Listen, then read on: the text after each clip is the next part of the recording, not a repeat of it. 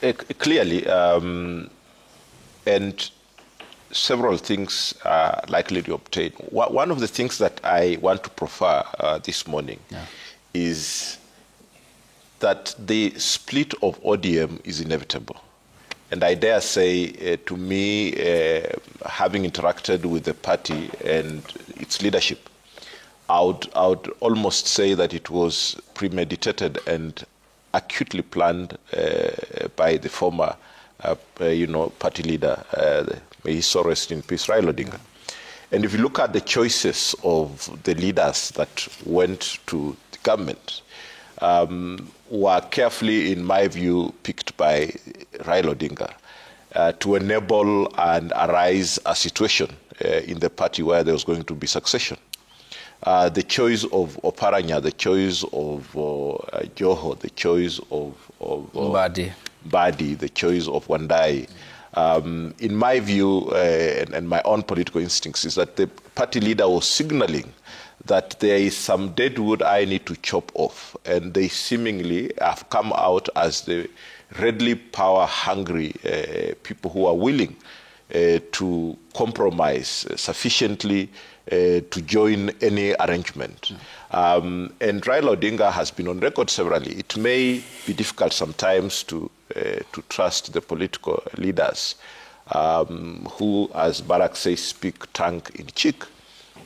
But he seemed to struggle with the acceptance that ODM was formally in a working arrangement with UDM. And to me, that seemed that he had two competing groups and interests, one which was ready and keen to get power without principle, and he offloaded that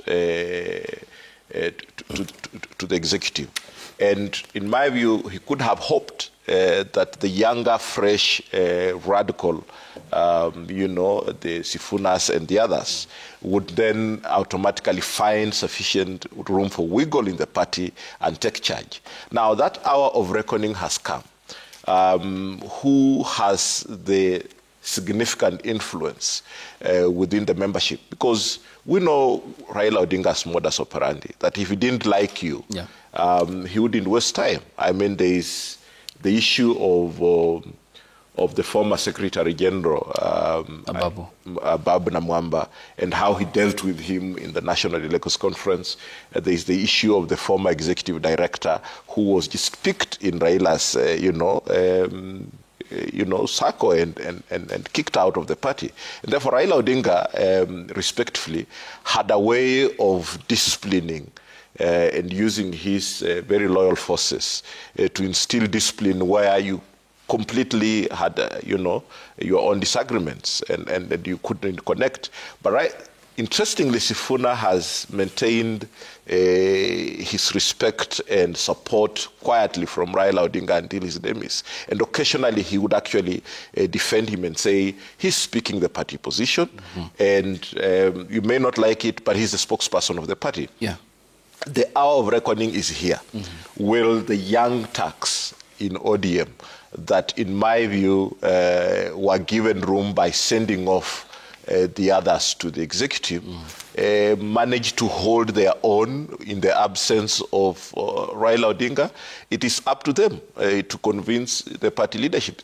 Raila Odinga was not one to give and hand over. He was actually one to take from. So they have to find a way of convincing. And I think they have an opportunity.